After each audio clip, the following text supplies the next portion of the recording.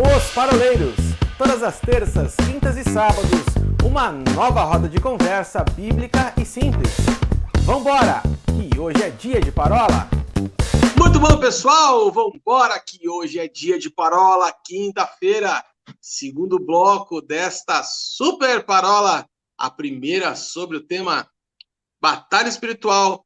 Primeiro bloco foi bem bacana, falamos uma pequena introdução para desmistificar a questão de que se a batalha espiritual começa ou não dentro da gente. E agora nós vamos partir para o campo mesmo. Vamos partir para a questão do terreno, aonde a batalha espiritual acontece. Ou seja, o reino espiritual, o mundo espiritual, que, aliás, é mais real do que esse que a gente pode tocar. Né, meninos? Paulinho, vamos falar um pouquinho sobre o mundo espiritual e aonde essa batalha acontece aí. Maravilha. Antes da gente avançar, né, para essa continuação, eu creio que vale a pena aqui uma observação importante. Na fala do Wilsinho, no bloco anterior, e se alguém não assistiu o bloco anterior, corre lá, essa definição que você não assistiu, ela é importantíssima, e se você assistiu, você vai se lembrar que o Wilsinho ele falou bastante acerca do nosso posicionamento e do resultado desse posicionamento sendo um resultado de vitória ou derrota. O Arthur também terminou falando acerca de vitória ou derrota. É importante a gente entender o seguinte: uma batalha, ela tem quem ganha e ela tem quem perde. Isso é uma regra, né? É indiscutível isso. Alguém ganha e alguém perde uma batalha. E, especificamente, nós estamos falando de uma batalha que pressupõe os valores de um reino celestial e os valores deste século, que é um mundo que jaz no maligno.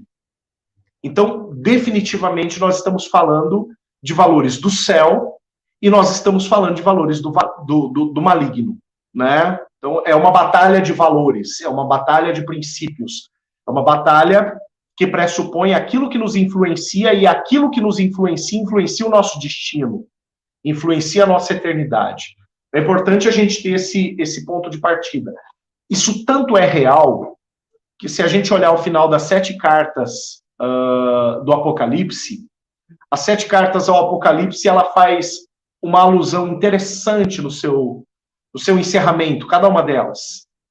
Ela diz: ao que vencer. E aí vem uma promessa de galardão. Ao que vencer, ao que perseverar, ao que for fiel até o fim, ou até a morte. Quer dizer, ela sempre pressupõe o lutar dentro de uma perspectiva de ganho, dentro de uma perspectiva de vivenciar os valores que são vitoriosos. Billy Graham tinha uma frase tremenda, ele dizia assim: eu li toda a Bíblia, né? Estou parafraseando, eu não lembro exatamente. Eu li toda a Bíblia e eu sei quem ganha no final, né? Eu sei que no final o meu Senhor vai triunfar, eu sei que no final ele é vencedor. E o próprio Senhor Jesus, ele disse que ele também nos faz mais do que vencedores. O Arthur, ou o Will, agora eu não lembro, citou no primeiro bloco que tem um texto, uma passagem, acho que foi o Will, de Paulo aos Coríntios, que diz que ele sempre nos faz andar em um lugar de triunfo, em uma posição de triunfo. Quer dizer, essa realidade de triunfo, isso não é triunfalismo, tá? Isso é uma realidade que diz respeito a qual o resultado de nós andarmos em conformidade com a vontade do Senhor e conscientes do que é viver esses valores estabelecidos por Deus para nós vivermos nessa terra. Né? Na minha primeira fala, no primeiro bloco, eu mencionei que, obrigatoriamente, a partir do momento que nós andamos em uma perspectiva de salvação, nós vamos andar em uma perspectiva de contracultura deste mundo. Né? Em 1 Tessalonicenses, capítulo 5, lá no versículo 23, o apóstolo Paulo ele escreve o seguinte: e o mesmo Deus de paz vos santifique em tudo, espírito, alma e corpo, para que vocês sejam plenamente conservados no Senhor Jesus. Né? O apóstolo Paulo ele dá essa letra para nós, dizendo que nós somos espirituais, naturalmente espirituais, e ele coloca a questão da alma e do corpo, já falamos isso em alguma outra parola, né? Mas ele fala, o Senhor vos santifique em tudo. O que esse tudo pressupõe? Exatamente o que ele coloca em seguida no texto. Santificados no Espírito, ou seja, com valores que sejam ligados aos valores do Espírito de Deus, o nosso Espírito testificando com o Espírito de Deus, os princípios, os valores e o caminho que nós vamos traçar, uma alma santificada, ou seja, a nossa cadeia de valores, de forma que as nossas preferências, a nossa influência principal seja dar vazão à vontade do Senhor e, por consequência, o corpo, né? Então, aquilo que... Parênteses, né, Paulinho? Oi, Will. Quando você vai falar da alma, Paulo ele vai falar sobre Romanos 12. Ou seja, eu me converti, eu fui salvo no meu espírito, recriado, agora a minha mente tem que passar por um processo de santificação. É a metanoia. Então, eu tenho que ser exposto a isso, né? Então, só complementando isso que você estava falando. O transformai-vos pela renovação da vossa mente para que conheçais qual seja a boa, perfeita e agradável vontade de Deus. É o Romanos 12, 2, né? Então, obrigado, Will. É isso mesmo, é exatamente isso. A alma é o nosso armazém interno, né? É o nosso HD, é o nosso arquivo de valores e princípios. A minha alma, ela é recheada com aquilo que eu permito chegar até ela, que eu permito me influenciar. Então, pelo meu espírito, eu permito que o Espírito de Deus implemente valores na minha alma, e isso vai responder aonde? Na minha carne, no meu corpo.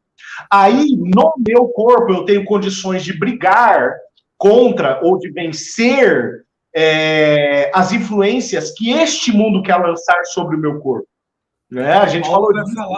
E Paulo vai falar para nós não emprestarmos os nossos corpos para a iniquidade. Paulo vai dizer também que nós devemos prestar um culto racional, com um sacrifício com o nosso corpo. Então, veja como que essa questão que você está falando está tudo entrelaçada, né? As coisas vão se encaixando, por isso que é a questão da influência. E é exatamente aí que eu ia chegar, Will. O próximo texto que eu estava aqui na cabeça é o 1 Coríntios 3, 16 e 17, quando Paulo fala, né, olha, vocês não sabem que o seu corpo é o templo do Espírito Santo, que o Espírito Santo habita em você, né? E aí ele vai falar, então, aquele que destrói o seu corpo, o que é o destruir? É o andar na contramão daquele primeiro texto que eu citei de 1 Tessalonicenses 5, 23. A palavra fala, né? O próprio Deus, o próprio Senhor, o mesmo Deus, vos santifique em tudo, espiritual e corpo. Né? Paulo ainda vai falar, né, Paulinho? E eu esmurro o meu corpo. Olha que Paulo ele vai usando sempre os três, né? Ele está jogando nos três lados. Ele está falando, olha, no corpo, no espírito, na alma, no corpo, no espírito e na alma, no corpo, no espírito e na alma. E aí ele está falando, olha, e o corpo é o final. É aonde... Justamente porque essa integralidade, essa é a ordem da coisa, né? Eu recebo com o meu espírito do Espírito de Deus, armazeno na minha alma. Isso responde como? Na minha maneira de viver. Isso influencia na minha maneira de viver. Isso influencia no meu corpo, é o meu falar, né? O meu agir, né? Aonde eu ponho a minha mão para o que eu olho, o que eu desejo, o que eu quero. Essa influência é a transformação, é a metanoia que você citou, de Romanos 12, 2. Né? Então, aonde eu queria chegar é justamente onde você tocou. Eu acho que já você continuar. Isso demonstra que os Paroleiros é um grupo de youtuber espiritual.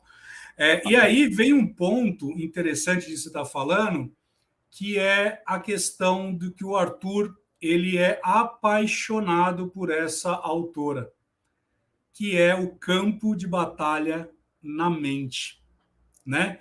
De todo esse livro dela, eu lembro de um capítulo específico, na verdade 2.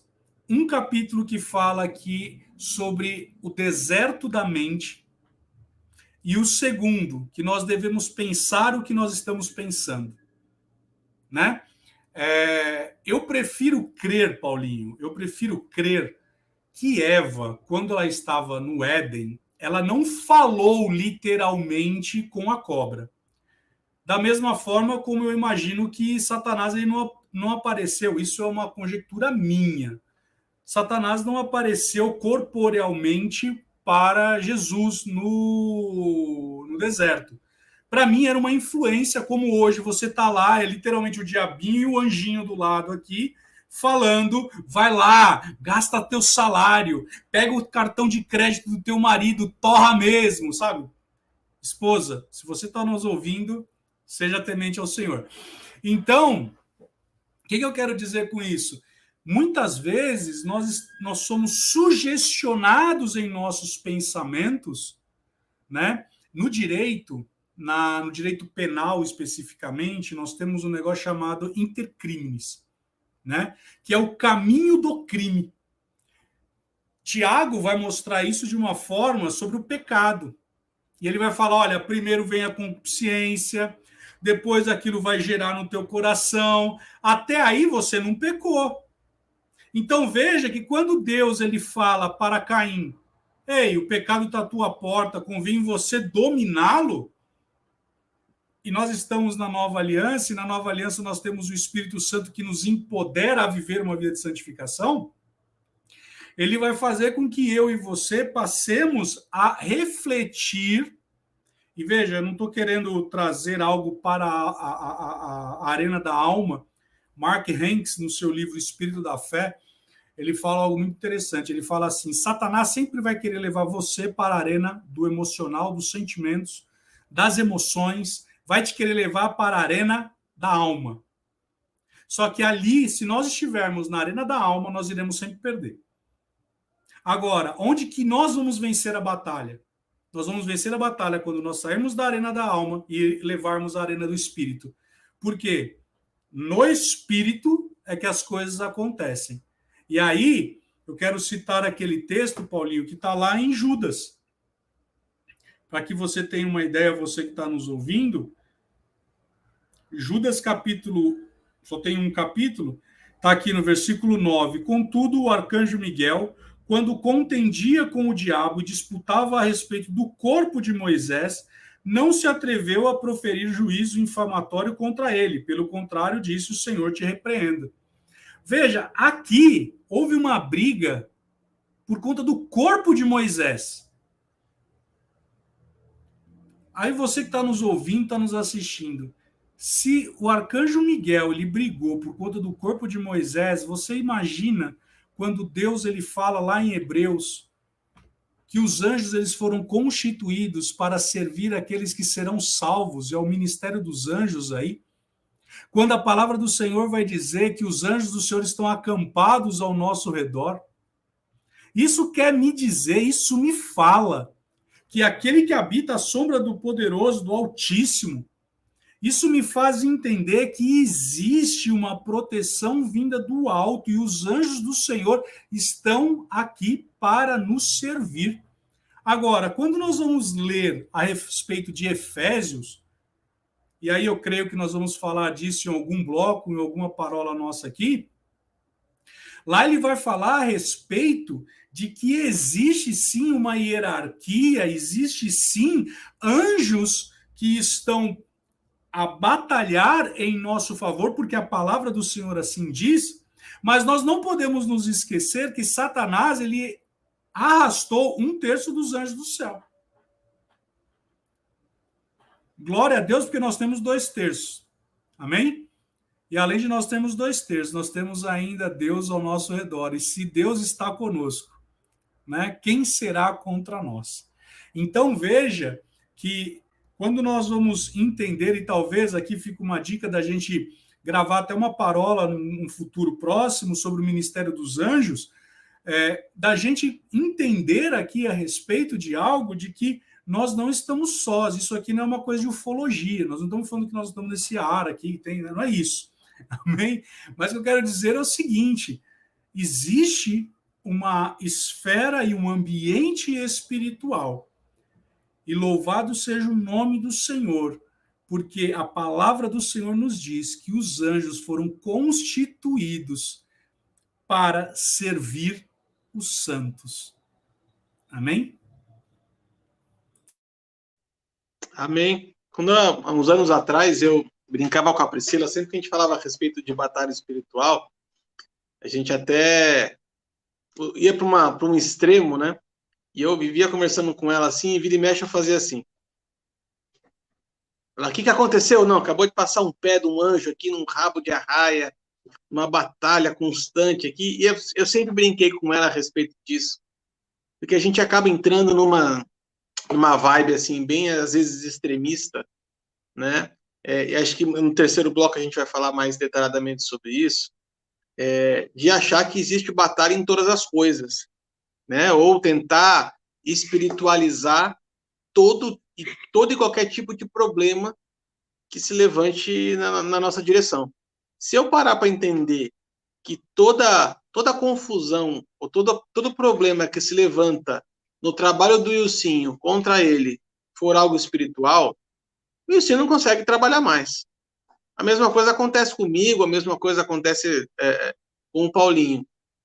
Não dá para a gente, talvez, espiritualizar todas as coisas, mas a palavra fala que a nossa luta não é contra pessoas, não é nem contra a carne, nem contra sangue, mas contra principados e potestades no mundo espiritual.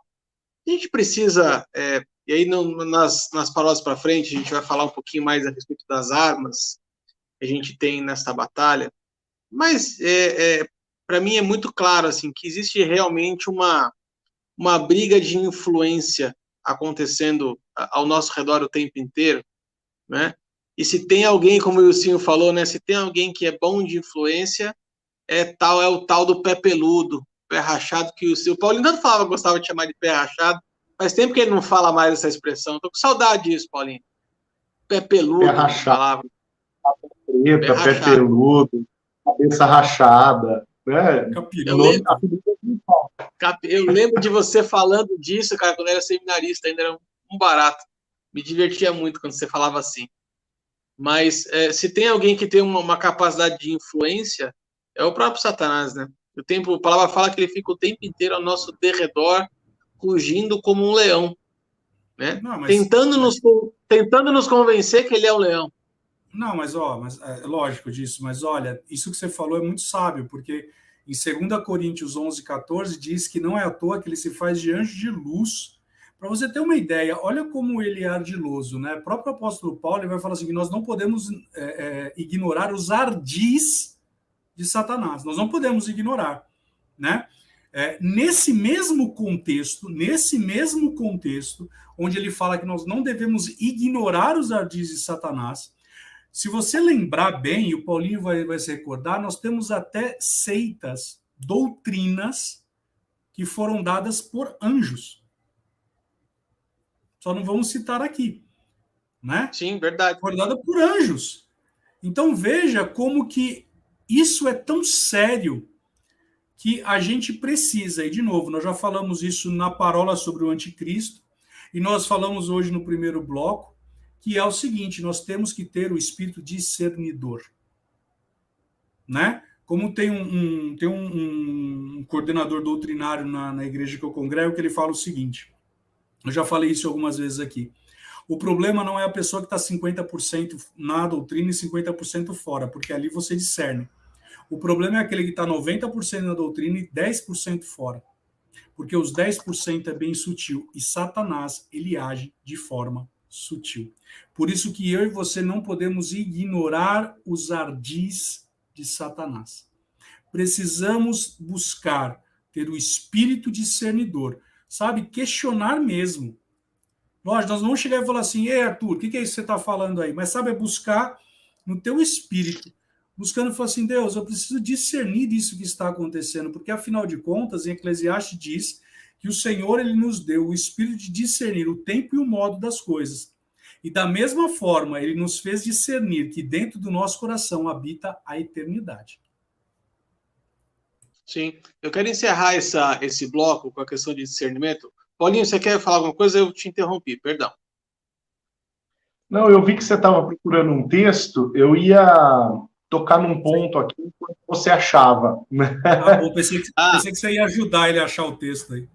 Não, enquanto você estava comentando aí, o senhor me trouxe no coração o texto de 1 Coríntios 2, né? Dizendo que nem olhos viram, nem ouvidos ouviram, nem sequer penetrou no coração humano aquilo que Deus tem preparado para aqueles que o amam, mas Deus nos revelou pelo Espírito, porque o Espírito a todas as coisas perscruta, até mesmo as profundezas de Deus.